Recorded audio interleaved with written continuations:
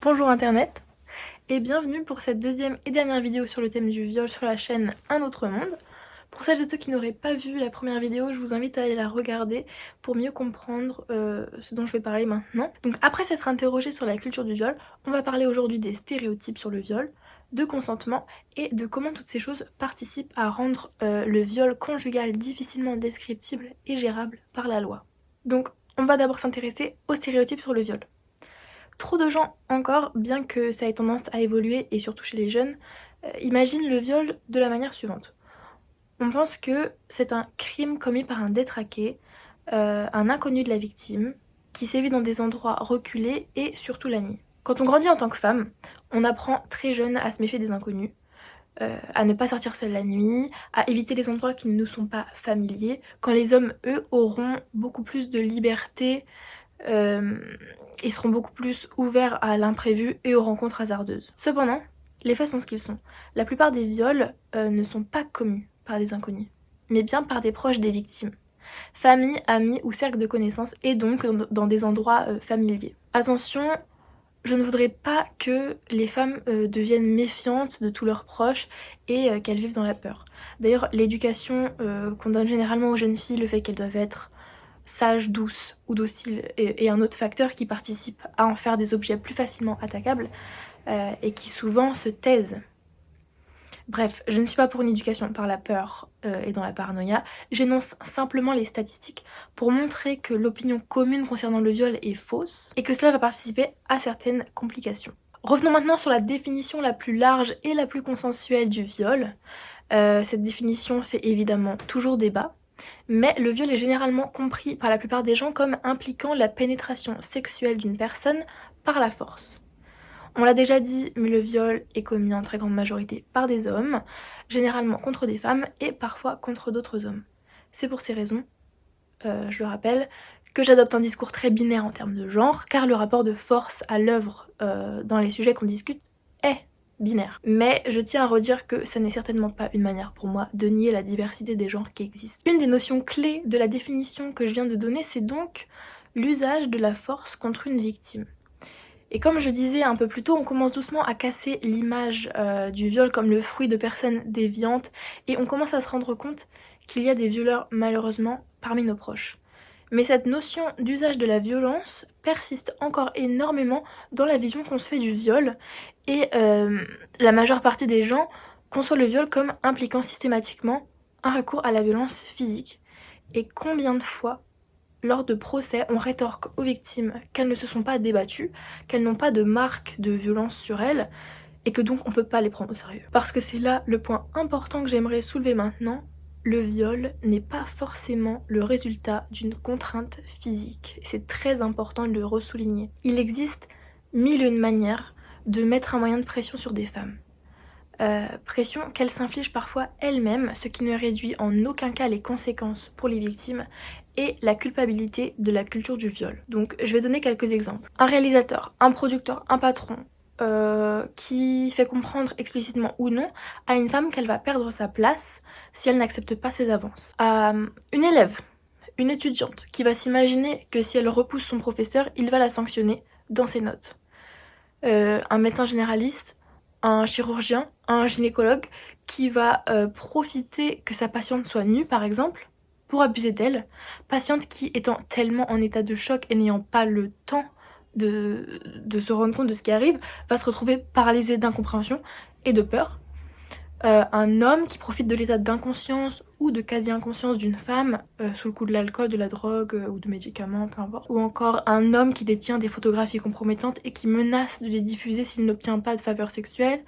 Une femme qui reste immobile parce que l'homme qui l'attaque est une menace pour sa vie et qu'elle se dit qu'il pourrait la tuer si elle se débat. Je ne vais même pas parler des hommes qui utilisent la crédulité des jeunes enfants ou adolescents. Beaucoup de victimes de viol parlent du fait que c'est comme si elles sortaient de leur corps, tellement ce qu'elles sont en train de subir est insupportable, tellement aucune femme et en fait aucun humain n'est préparé à subir une telle atrocité. Et l'autre effet pervers de cette fausse idée qu'on se fait du viol, comme quelque chose de systématiquement violent au sens physique du terme, c'est qu'en plus de souvent remettre en question de souvent remettre en doute la parole des victimes, nombreuses sont celles qui n'oseront même pas parler, leur expérience ne correspondant pas à l'idée du viol classique, par peur de ne pas être crues ou que la situation se retourne contre elles. C'est ici que j'aimerais aborder le cas particulier du viol conjugal et lier cela au consentement. En 2017, un rapport délivré par l'association Equality Now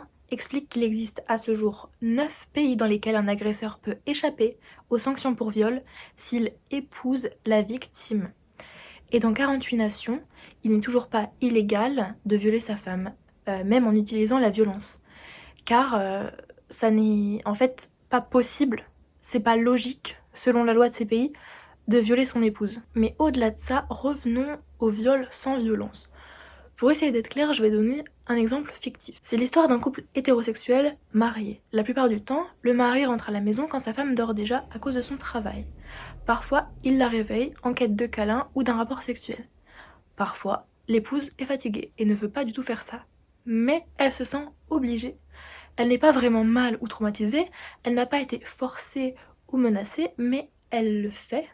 Et le fait est, elle n'a pas envie. Sous cet exemple d'un événement anodin et sans grande gravité se cache pourtant le poids énorme de la culture du viol et du patriarcat qui pèse sur les femmes. Sous cet exemple, il y a le devoir conjugal, une croyance largement établie et plutôt inconsciente selon laquelle un partenaire doit des relations sexuelles à l'autre, puisqu'ils sont mariés ou en couple, ce qui rend très complexe la gestion des viols conjugaux par la loi. Une chercheuse qui s'appelle Valentine Gill explique que les filles intègrent très tôt qu'elles doivent en quelque sorte choisir un homme qui va les protéger des autres, devenant alors comme endettées, redevables et devant parfois consentir à du sexe dont elles n'ont pas envie. Évidemment que la loi a du mal à gérer ça, c'est complètement paradoxal quand on y pense. Et je le rappelle, cette loi, bien qu'elle ait évolué, mais pas partout, est fondée sur ce devoir conjugal et sur l'ancienne idée selon laquelle un viol est un affront envers le mari ou la famille d'une femme et non envers la victime. Paroxysme de la chosification ou de la réification de l'épouse qui rend impossible la compréhension du concept de viol conjugal. Je ne dis pas qu'au sein d'un couple, un partenaire A doit systématiquement demander le consentement du partenaire B, même si c'est la manière la plus simple et efficace de s'en assurer. Je dis que c'est une discussion à avoir au sein d'un couple. Un partenaire ne devrait jamais sentir de pression ou de devoir vis-à-vis de quoi que ce soit, et c'est aux deux parties, bien que majoritairement aux hommes en termes de chiffres, de s'en assurer en rassurant l'autre et en ayant une discussion explicite et claire sur le fait qu'un non ne sera jamais mal pris, qu'on ne va pas moins aimer l'autre s'il n'a pas envie, ou rarement envie, de faire une certaine chose, que ce soit un rapport sexuel classique ou une pratique en particulier, que son partenaire n'est pas là pour répondre à un besoin naturel, qu'il ne lui en voudra pas, etc. etc. Si vous-même ou votre partenaire ne pouvez adhérer à ça, alors c'est un problème, selon moi. Pour terminer, j'aimerais dire quelques mots sur le consentement en général. Beaucoup de gens ont du mal avec le consentement verbal, car ça casserait la poésie du moment, le romantisme, ou que sais-je. Et je trouve que ces gens ont une vision bien fantasmée des rapports sexuels et j'aimerais leur expliquer le consentement de la manière suivante. Imaginez une balance. D'un côté, vous avez le poids d'un rapport sexuel non consenti, le poids d'un viol que vous auriez préféré ne pas commettre. Sur le coup, vous n'avez pas assez considéré votre partenaire et vous avez été égoïste. Mais jamais, au grand jamais, vous ne pensiez commettre un viol. De l'autre côté de la balance, vous avez le poids que ça vous coûte de vous assurer verbalement du consentement de l'autre ou des autres. Vous avez le poids d'une simple question. Je trouve que quand on réfléchit de la sorte, il paraît absurde de ne pas prendre la précaution de demander à son partenaire s'il est d'accord avec ce qui va ou ce qui est en train de se produire.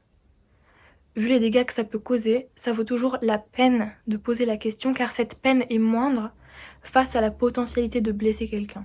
Pour conclure, je ferai un dernier rappel qui me semble important après avoir dit tout ça. Malgré tout, certaines victimes de viol ne sont pas traumatisées par ce qui leur est arrivé.